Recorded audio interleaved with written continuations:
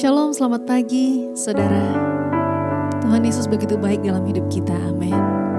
Dia sangat baik dalam hidup kita. Bapa yang baik, kami mengucap syukur untuk hari ini. Kami bersyukur karena sepanjang hidup kami mengecap, kami melihat kebaikan Tuhan. Setiap hari selalu baru. Terima kasih Bapa yang baik. Pagi ini kami datang mengucap syukur, mengawali hari kami dengan menyembah, duduk diam di bawah kaki-Mu Tuhan. Dan kami bawa korban syukur bagi-Mu Tuhan.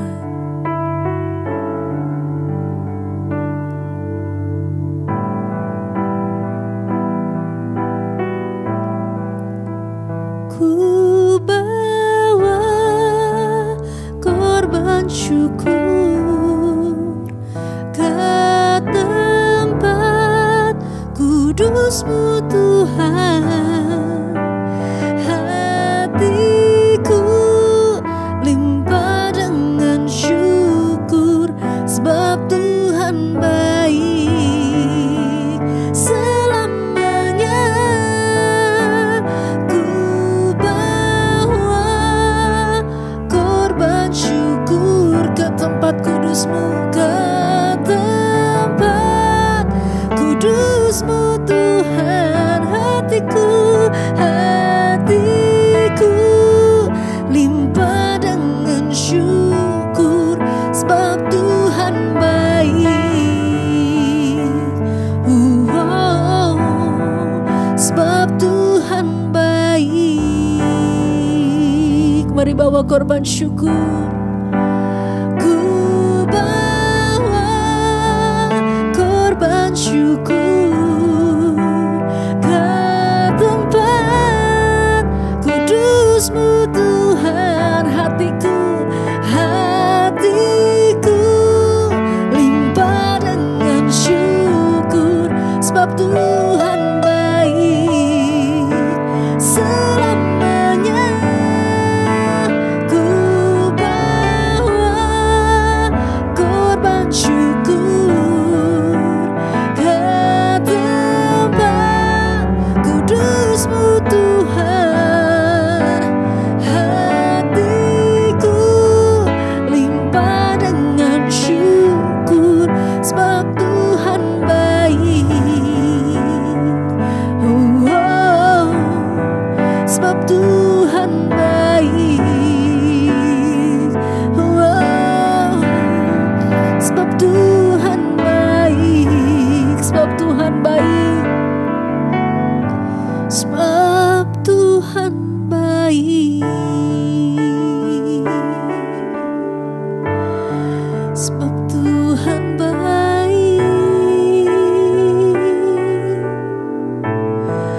Bahwasannya untuk selamanya kasih setianya.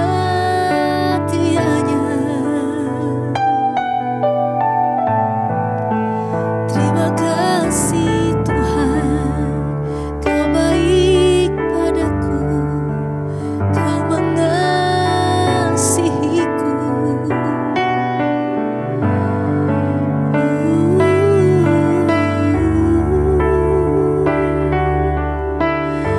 Terima kasih, ku rasakan kebaikan-Mu Tuhan. Sebab Tuhan baik. Kau selalu mengasihiku.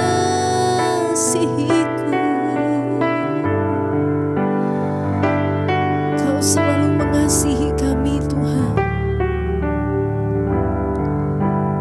Engkau menyayangi kami lebih dari siapapun yang kami kenal di dunia ini. Kami rindu Tuhan. Setiap hari kami dapat menikmati hadirat-Mu. tidak hanya menikmati kebaikan-kebaikan-Mu saja, tapi kami rindu, kami menikmati indahnya hadirat-Mu. Sebab di dalam hadirat Tuhan, kami diubahkan, kami dipulihkan, kami dikuatkan, kami disembuhkan. Biarlah hadirat-Mu memenuhi kami. Hadirat-Mu memenuhiku. Hadirat kudus-Mu penuhi bait-Mu, dan ku tersungkur menyembah-Mu. Yang ku nampak hanya kemuliaan-Mu. Hadirat-Mu, hadirat-Mu memenuhiku, memenuhiku. Hadirat-Mu, hadirat kudus-Mu penuhi bait-Mu, dan ku tersungkur menyembah-Mu. Yang ku nampak hanya kemuliaan-Mu. Yang ku nampak, yang ku nampak hanya kemuliaan-Mu.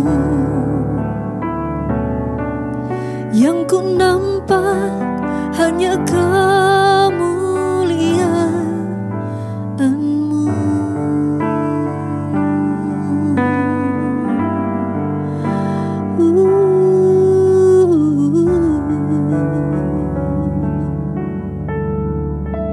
Terima kasih Bapa, kami mengucap syukur buat pagi hari ini Tuhan membangunkan kami dengan tubuh yang sehat, tidak kurang suatu apapun. Kami berterima kasih Bapa, bahkan kalau hari ini kami mau mendengarkan firman Tuhan, bukakan setiap rahasia firman-Mu Tuhan, agar kami bisa mengerti rencana dan kehendak-Mu. Sebelum kami memulai semua aktivitas kami hari ini, kami rindu untuk mendengarkan firman Tuhan. Urapi hamba-Mu yang tidak ada apa-apanya, urapi setiap kami. Dalam nama Tuhan Yesus kami buka hati, haleluya. Amin, amin. Iya, shalom saudara. Selamat pagi, selamat berjumpa kembali di Mesbah Syukur. Saya percaya kita semua bangun dengan tubuh yang sehat, hati yang bersyukur, dan mau terus setia kepada Tuhan. Baik, hari ini kita akan sama-sama merenungkan firman Tuhan.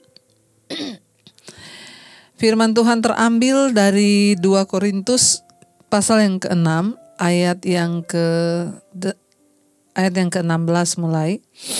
2 Korintus pasal 6 ayat yang ke-16 mulai. Firman Tuhan berkata, apakah hubungan bait Allah dengan berhala? Karena kita adalah bait dari Allah yang hidup menurut firman Allah ini.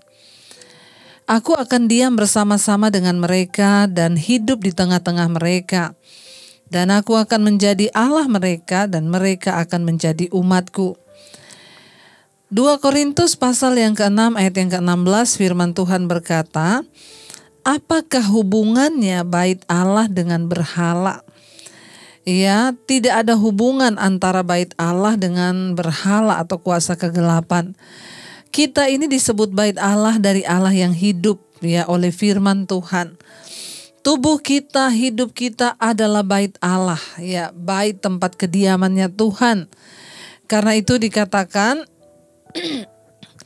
aku akan diam bersama-sama dengan mereka dan hidup di tengah-tengah mereka. Dan aku akan menjadi Allah mereka dan mereka akan menjadi umatku, kata firman Tuhan. Saudara, dengan mengutip dari Nabi Yesaya, Paulus sedang menegaskan bahwa gereja itu adalah bait Allah dan milik Allah.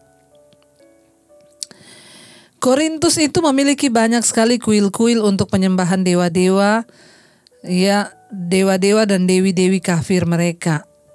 Sehingga para penerima surat ini bisa melihat perbedaan yang dimaksud oleh sang rasul.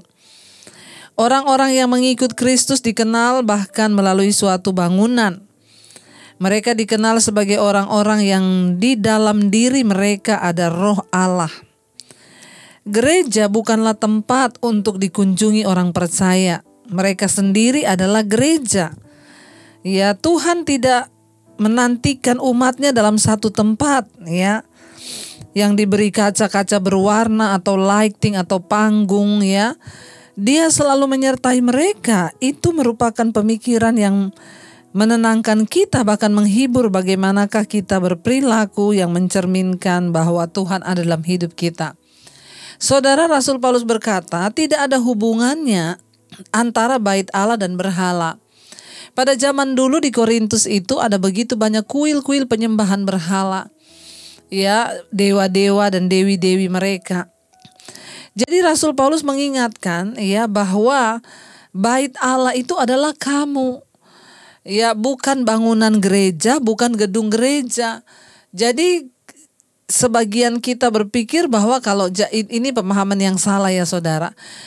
Kita berpikir kita datang ke gereja itu Tuhan menunggu kita di gereja. Nah, itu pemahaman yang salah.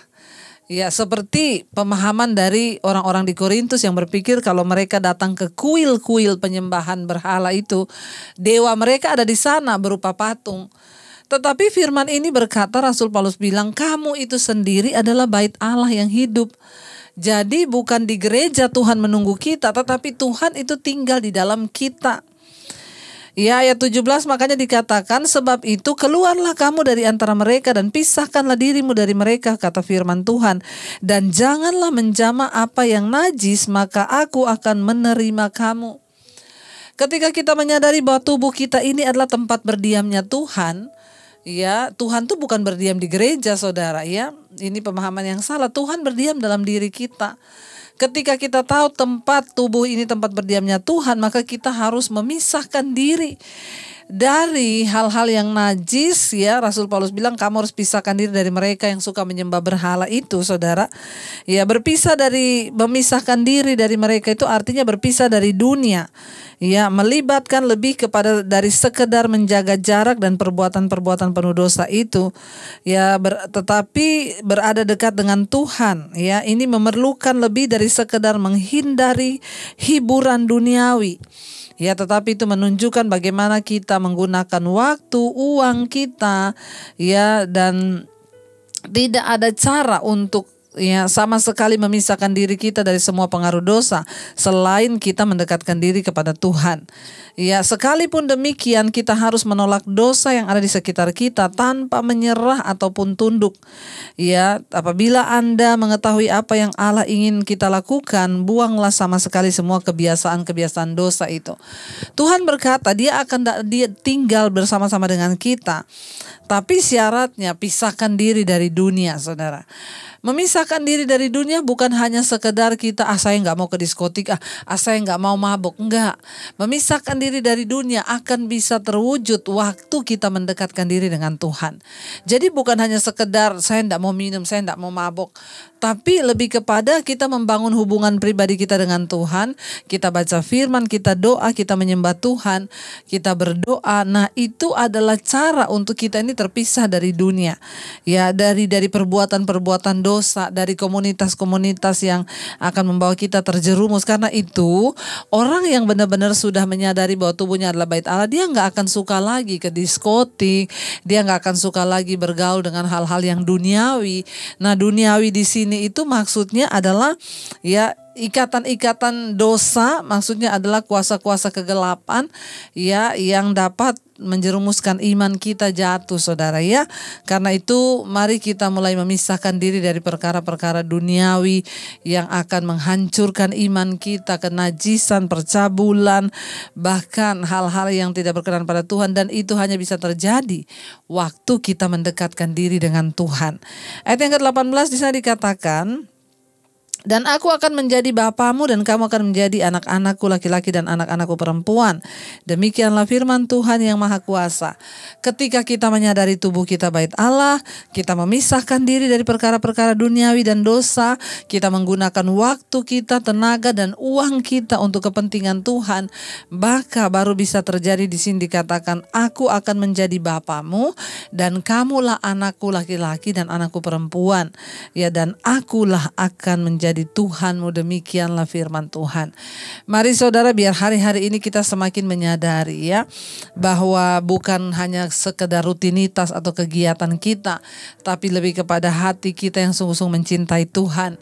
Ya, hati kita yang sungguh-sungguh mengutamakan Tuhan, memisahkan diri dari perkara-perkara duniawi, mengingat bahwa tubuh kita ini bait Allah. Jadi bukan Tuhan tunggu kita di gereja, tapi Tuhan itu sudah ada dalam hidup kita. Karena itu hati-hati dalam bersikap, hati-hati membawa diri. Ya, saya mau tanya saudara, kalau kita tahu Tuhan tinggal dalam tubuh kita, lalu kita pergi ke diskotik, ya kira-kira Tuhan yang ada dalam tubuh kita ini sejahtera enggak?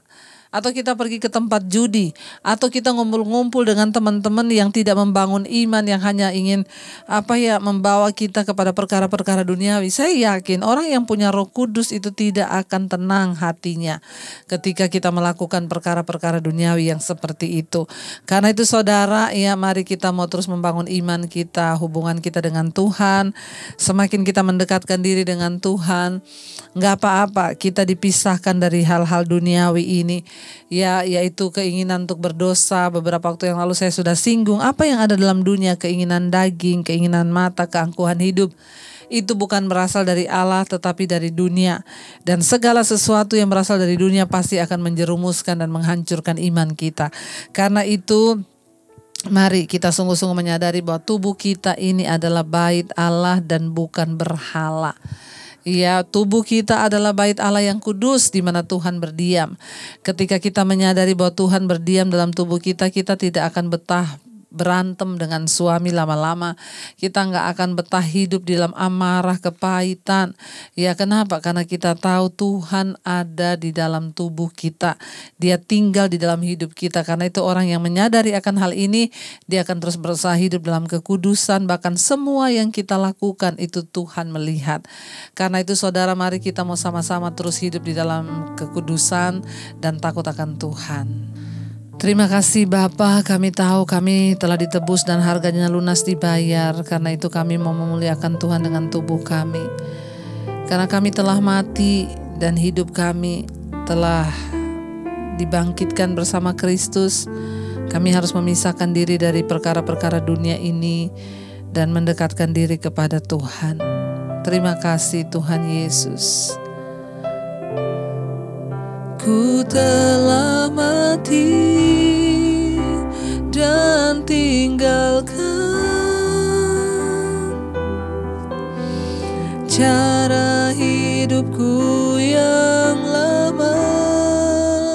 Semua itu sia-sia, sia-sia dan tak berarti lagi.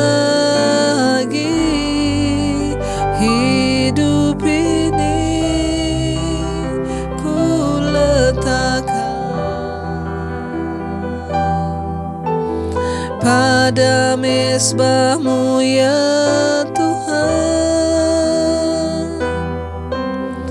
Jadilah padaku seperti yang Kau. Sekali lagi saudara katakan dengan iman, kami tahu Tuhan kami telah mati. Ku telah mati dan tinggalkan cara hidupku yang lama. Karena semua itu sia-sia, sia-sia dan tak berarti lagi. Hidup ini ku letakkan pada mezbah-Mu ya Tuhan. Kami mau menjadi Tuhan. Jadilah padaku seperti yang Kau ingini. Terima kasih Bapa. Kami tahu tubuh kami adalah bait Allah, bukan berhala. Tuhan tinggal di dalam kami. Kami telah ditebus, harganya lunas dibayar. Kami telah mati, karena itu kami hidup. Namun bukan kami lagi yang hidup, tapi Tuhan yang hidup di dalam kami. Ajar kami terus memisahkan diri dari perkara-perkara dunia ini, keinginan daging, keinginan mata, keangkuhan hidup. Kami mau tinggalkan semua itu Bapa. Kami mau sungguh-sungguh hidup di dalam perkenanan-Mu Tuhan. Biar perlindungan-Mu, kasih sayang-Mu senantiasa menyertai anak-anak-Mu. Mereka yang terus setia bangun Tuhan untuk mengikuti mezbah syukur. Tuhan memberkati mereka yang bekerja di dalam rumah, di luar kota, dimanapun Tuhan menyertai. Jauhkan dari segala mara bahaya, kecelakaan. Apapun persoalan pergumulan kami, Tuhan menjadi jawaban. Kami berdoa Bapa di dalam nama Tuhan Yesus. Engkau yang menyembuhkan yang sakit, Engkau yang memberikan kelegaan bagi setiap mereka yang sedang tertekan, bahkan yang membutuhkan pekerjaan. Tuhan juga membuka jalan. Berkati bangsa dan negara kami Indonesia, berkati Bapak Presiden Jokowi dan Bapak Ma'ruf Amin. Berkati seluruh jajaran yang ada di Indonesia ini. Lawatan Tuhan terjadi bagi bangsa kami, hujan pertobatan tercurah. Mari kita berdoa. Bapa kami yang ada di sorga, dikuduskanlah nama-Mu. Datanglah kerajaan-Mu, jadilah kehendak-Mu di bumi seperti di sorga.